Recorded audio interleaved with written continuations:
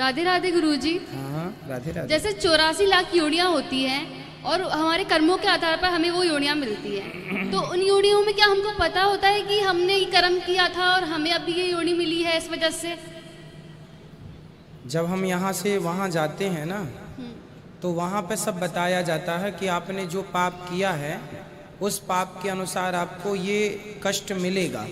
पर जब मिलने लग जाता है, जैसे अब कोई गधा बना है तो गधे को पता नहीं कि हम किस पाप से गधे बने हैं, परंतु गधा बनने के पहले पूरा रिप्रेजेंट किया जाता है आपका पाप पुण्य आपके सामने, कि देखो आपने ये पाप किया है, आपने ये पाप किया है, ये पुण्य है तो पुण्य का फल भी मिलेगा, पाप का भी मिलेगा, तो वो बताया जाता है।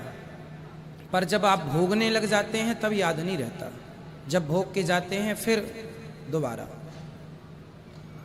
और मेरा दूसरा प्रश्न ये है गुरुजी कि आपने बताया था सबसे लास्ट वाली जो योनि हमें मिलती है वो गाय की योनि मिलती है, तब हम सारे पापों से मुक्त हो जाते हैं, पवित्र हो जाते हैं। तो गाय की जो योनि मिलती है, पर गाय को भी मतलब कष्ट तो मतलब सहने पड़ते हैं, वो भी बाहर की रोटी खाती हैं, हर गाय ऐसी नहीं होती कि उनको पाला जाता है, तो फिर पवित्र हो जाते हैं, उसके बाद भी जो कष्ट उनको मिलते हैं। पवित्र हो जाने के बाद भी कुछ तो रह ही गया, तब तो गाय की योनि अंतिम योनि है ना। तो गाय सबसे पवित्र है, कोई पूजे गाय को ना पूजे, कोई रोटी दे ना दे, पर गाय अपने आप में तो माता है ही ना, तो वो पवित्र है, उसके दर्शन मात्र से हम पवित्र होते हैं, इसलिए वो पवित्र योनि है। अब वो पवित्र योनि है, ये आवश्यक नहीं है कि कोई उसे रोटी दे या ना दे, वो अपने आप में पवित्र योनि में चली गई है, ये है। फिर उसके बाद सीधा अवसर मनुष्य का। धन्यवाद गुरुजी। खुश रहिए।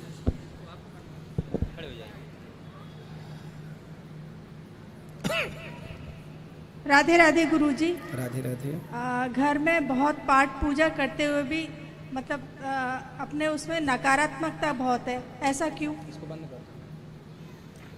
घर में पूजा पाठ करने के बाद भी क्या नकारात्मकता है? मतलब दिमाग से शांत नहीं रहता है। इसको बंद कर दो। दिमाग शांत नहीं रहता है, हम अच्छा करना चाहते हैं, सबका अच्छा करते भी। घर में कौन कौन है आपके? मेरे 2 बच्चे हैं, मेरे हस्बैंड है। तो आपकी पति पत्नी की अच्छी बनती है? मतलब अशांत सा जीवन है, कुछ अच्छा नहीं है। अशांत। हाँ। आप दोनों को कथा सुननी चाहिए, पति पत्नी को। जब आप दोनों नित्य कथा सुनेंगे, सत्संग से जुड़ेंगे। देखो, यदि घर में प्रकाश करना है तो उसका उपाय आप बताइए क्या होगा? नहीं, घर में मेरे लड्डू गोपाल जी भी है, उनकी नहीं, भी सेवा होती एक सवाल है छोटा सा, यदि किसी के घर में प्रकाश करना हो तो क्या करना चाहिए? भजन। केवल दीपक जलाना चाहिए। अंधकार है किसी के घर में और आप प्रकाश करना चाहते हैं तो दिया जलाने से उसका अंधकार मिट जाता है। उसी प्रकार से जो आपके जीवन की नेगेटिविटी है वह तभी मिटेगी जब आप पॉजिटिविटी लेकर आएंगे, और पॉजिटिविटी कहाँ है? कथा में। तो जब कथा सुनेंगे तो सकारात्मकता प्रवेश करेगी, और जब अच्छी चीज भरेगी तो बुरी चीज समाप्त हो जाएगी। नहीं, कथा तो जैसे हम YouTube पे आपका चैनल देखते हैं, वो सब सुनते हैं, वो भी। पति को भी सुनवाइए। एक के ज्ञानी होने से कल्याण नहीं है। मैं ज्ञानी हो गया तो मेरा ही होगा, पर जो मेरे बगल में है उसे भी ज्ञान नहीं होना चाहिए। अर्थात रास्ता पति पत्नी दोनों एक दूसरे के पूरक हैं, इसलिए पति पत्नी दोनों के लिए गृहस्थ में सत्संग है। आप समझदार हो जाएंगी कथा से, आप सही रास्ते पर चलेंगी, पर पति तो गलत रास्ते पर ही है, उसे कहाँ से लाएंगे जब तक कथा नहीं सुनेगा। इसलिए गृहस्थ में दोनों। राधे राधे। बच्चों पर आशीर्वाद बनाए। बिल्कुल, दोनों कथा सुनिएगा, निश्चित आपका सब अच्छा होगा। गुरुजी राधे राधे। अब मुझे संसारिक वस्तु कोई नहीं चाहिए, सिर्फ भक्ति चाहिए। मेरे शनि ज्ञान में से छुआछूत का रोग है, वो कैसे दूर करूं? आपको रोग है? हाँ, छुआछूत का 2 वर्ष ओट भी लग ली बिजली के। तो मेरे छुआछूत जैसा क्या रोग होता है? ये तो मैं पहली बार सुन बार बार बर्तनों को धोना, बार बार कपड़े धोना, बार बार कोई अड़ गया तो धोना। और तो अभी गाय को भी, गौ में तो सब देवता विराजमान है, जो खूंटे बंदी गाय ना उसको तो रोटी दे दूंगी। तो जब आपको पता है कि आपकी ये आदत गलत है तो आप सुधार क्यों नहीं लेती? खूब प्रयास करती हूँ खूब। 3 दिन होते भूखी पड़ी रहती हूँ, रोते रोते।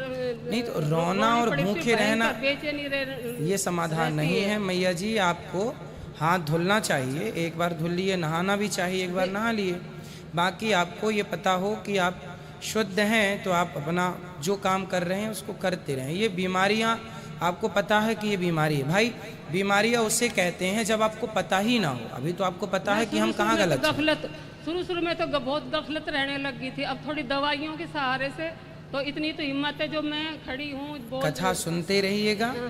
और ये कोई बीमारी नहीं है, ये कोई बीमारी नहीं है, ये आदत है, बुरी आदत है जिसे आपको छोड़ना। ऐसी क्या आदत है, मैं जो सब प्रयास करूँ।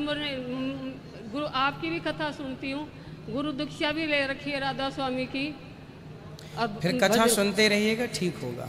हाँ, खुश रहिए। ये आदत आपकी है तो सुधारना भी आपको ही पड़ेगा, ठीक है। मैं सुधार लूंगा तो मेरी सुधरेगी, आपकी तो सुधरेगी नहीं, इसलिए आपको सुधारना पड़ेगा। गुरुरे ब्रह्मा गुरुरे विष्णु गुरुरे देवो महेश्वरा गुरुरे साक्षात परम ब्रह्म तस्मै श्री गुरुवे नमः। महाराज श्री के चरणों में दासी का बारंबार नमन। खुश रहिए। जय श्रीमन नारायण गुरु जी। महाराज जी, आपने कथा के दौरान बताया था कि ये श्वेत 12 कल्प चल रहा है और ये 28वां कलयुग चल रहा है। आपने कथा के दौरान बताया था कि ये श्वेत 12 कल्प का 28वां कलयुग चल रहा है। ठीक है। तो 28वां कलयुग चल रहा है, तो भगवान ने कहा था धर्म संस्थापनार्थाय संभवामि युगे युगे, तो उनके 24 अवतार ही क्यों हुए हैं? भगवान के अवतार केवल 24 नहीं है बेटा, अनंत हैं। हरि अनंत, हरि कथा अनंता। 24 अवतार तो मुख्य हैं, बाकी एक अवतार के भी अनेक अवतार हैं। एक समय पे अनेक अवतार हैं। अब जैसे राम जी के समय पर जब राम जी 14 साल वनवास से वापस गए, तो वहाँ अयोध्या जब पहुँचे तो राम जी तो एक थे और राम जी से मिलने वाली भीड़ कितनी थी, लाखों।